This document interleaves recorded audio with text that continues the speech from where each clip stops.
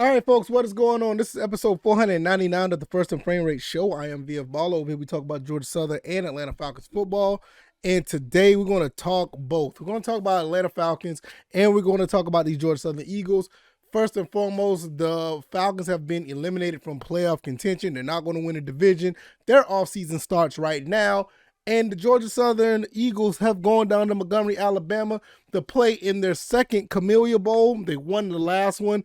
I was there for the one when they played Eastern Michigan. Tyler Bass, this coming soon to be legendary Tyler Bass for the Buffalo Bills, kicked the field goal to win that game against Eastern Michigan in Montgomery. Hopefully we can have that type of success next Tuesday, which is, tomorrow, where we can actually hold that trophy once again.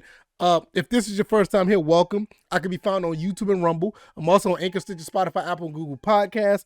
And for the most part, the year is pretty much over. We got about a week left.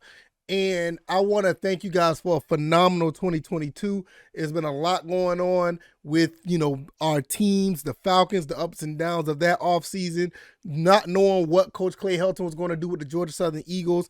And for the most part, there's been progression with the Falcons, and it's been, a really good turnaround for the Georgia Southern Eagles. We're going to start with the Falcons, and then we're going to jump over to Georgia Southern. Before I get started, I want to let you guys know about BetUS. Now is a really good time to start betting on some of these games. Go ahead and put some wagers out there. The playoffs is about to start. Some teams are going to be in the race for the division title. There were some pretty good basketball games on, for Christmas. And there's a lot that you can, put your wagers down on. Individual players all the way up to the full team, a quarter, second quarter, third quarter, a half. It doesn't matter. They have a lot of ways that you can put wagers down. You click that link down in the description, put down $100, and you'll get a 125% bet book bonus. That already out the gate, you're doubling your money from what you put in, and you can bet on many things, not just sports. You can also do esports as well, because they have esports out there that you can bet on those as well. MMA, everything under that umbrella. It is all there. So hopefully you guys check that out. It helps out the channel, and I really, really would appreciate it. All right, let's look at this from the bigger picture for the Falcons.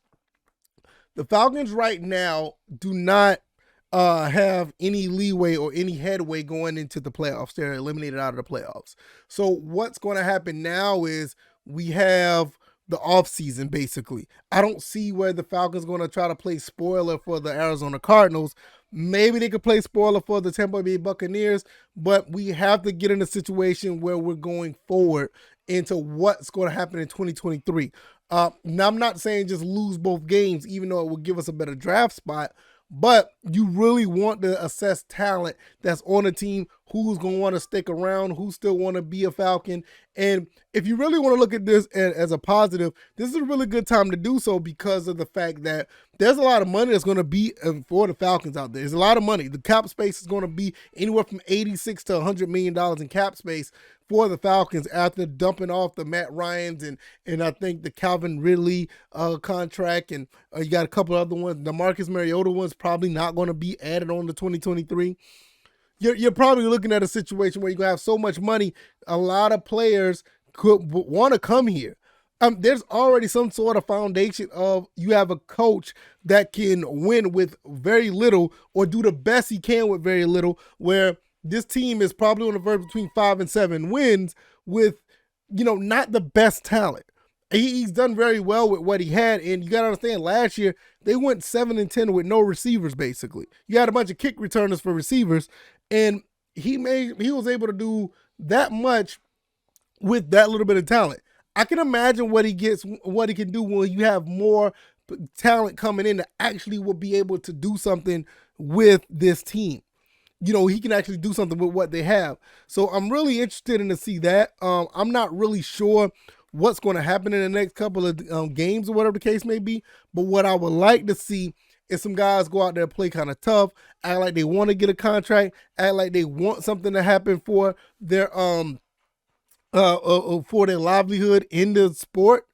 And because there's money out there. Terry Fontenot and them have money out there to spend. And if you're going to show that you want to be a part of this organization, you're going to get paid for it. This is not a situation where we're strapped for this. We got to do a bunch of one-year deals. We have to do this, that, and the third.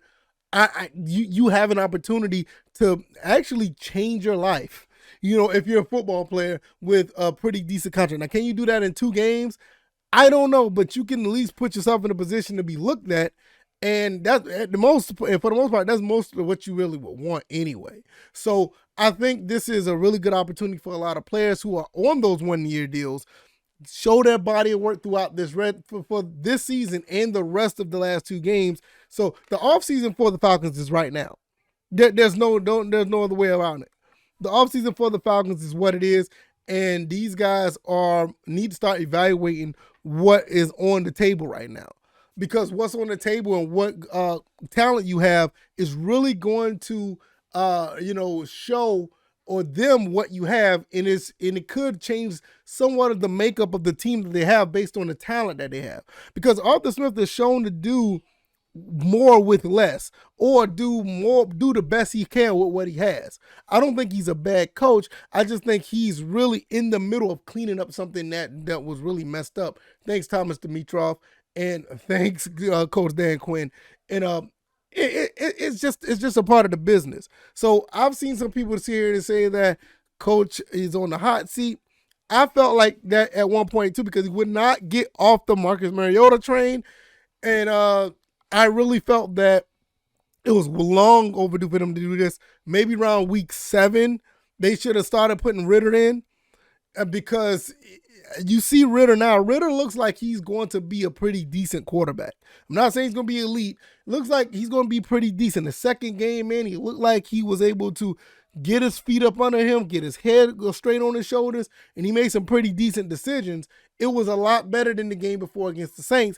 But that's what happens when you have a rookie. There's going to be some type of progression. You see Kenny Pickett now. Kenny Pickett looked pretty good for the Steelers. And I try not to, compare the two, but when you have a rookie quarterback, you kind of see the path that they take. And after, 6, 7, 8 games, you kind of see what you got right there. It's very rare that you see somebody out the gate that's just going to blow up the scene and actually play lights out as a rookie. I mean, Matt Ryan was able to do it. Joe Flacco was able to do it. Patrick Mahomes kind of did it, but Patrick Mahomes had a year. You know what I'm saying? So you had some other guys who came out as a rookie, and, Mac Jones did decent. But then again, you turn around, you have a Zach Wilson of the world, or you know what I'm saying? You just don't, or you may have someone like that don't even play, like a Kellen Mond, or, you just have these players, and I hate to say it, in some cases, Malik Willis is kind of so-so. He still has some growing up to do, but I think that from one game to the next, you've seen a big improvement out of Ritter. I don't want to sit here and say I've been dissecting all of Malik Willis, but I haven't seen that jump, like, even if it's a small jump. So the quarterback situation is okay. I expect for the Falcons to probably bring in a veteran. I don't expect them to draft a quarterback very high. If anything, I think they would go defense. So I expect if the Falcons end up with the top 10, top 5 pick, I'm not against going to get Will Anderson from Alabama, or getting somebody that's really good on that edge. Get some guys on the defensive line that can get after the quarterback. Ebikete, I think I said his name right. He's good at what he do. Grady Jarrett is good at what he do. You got some guys that are trying to do some things, but you got a chance to get somebody like a Will Anderson or somebody of that nature. You might want to go after that. Later on, you may want to try to get a number 2 receiver. Probably want to get a number 2 receiver that's a veteran, and you may want to try to get a veteran quarterback if you don't draft one later on in the 5th, 4th round, somebody that you can, that's probably just a safe pick. So I don't know how that's going to go, but that, as far as the offseason, I think that's the path that they should take.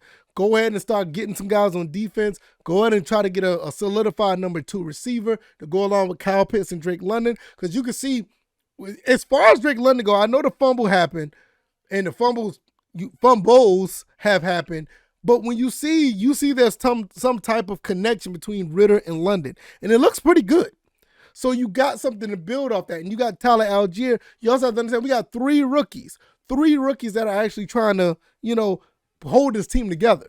So that, you got to understand, in a few years, you may have something that's bigger and better with those guys when they get more acclimated with the system, get more acclimated with playing football on the professional level.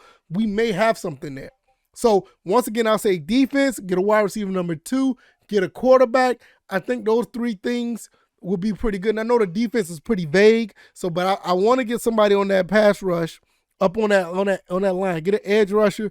Go ahead and get you some secondary guys. I think Troy Anderson and the guys in the linebacker, I think we have something there. Wouldn't hurt to try to bring another veteran in to go along with Anderson and Rashad Evans. We'll see how that goes. But and also Zoe Carter. So we do have some guys. I just thought about that. Lorenzo Carter. We do have some guys, a linebacker. Probably want to bring another one in to start rotating in and out for the linebacker position. I think we'll be okay. Secondary, they really need some work. We'll probably get a couple of guys in the secondary as well. All right, I said enough about the Falcons. The offseason for them is now. They need to get some work done. Unfortunately, the season has not panned out the way I wanted to. I thought they can get 9 wins, but it looks like they can get 7 at the most. And we'll see how that plays out. Georgia Southern is now going down to Montgomery, Alabama, back at the scene of the crime where we beat up on Eastern Michigan, back there to take on the Buffalo Bulls. A lot of guys from Buffalo has been moving out. They don't have much there. I think they had a couple of quarterbacks that are in the transfer portal. Don't know if they're going to play. And quite frankly, I don't think this defense for Buffalo can keep up with what Georgia Southern has. Now, what I will do is I will go and get into more of slightly of a pregame on the next episode to talk about what Buffalo and what they can or can't do against Georgia Southern. I think Georgia Southern is going to rack up some points. I feel like Georgia Southern is going to put the ball down the field. I think this team is really going to put the pain to Buffalo. I don't have nothing against Buffalo. I think they're an okay team, but I think Georgia Southern is so hyped after winning that game against Appalachian State. They're capable of putting up another 51 points.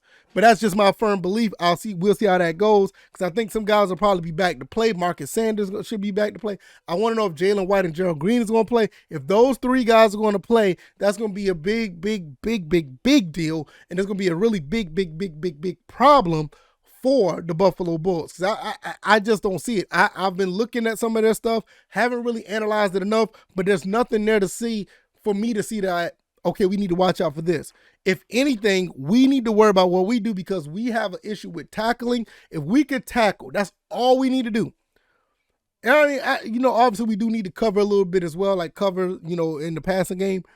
But if we could just tackle, this game should be ours handily.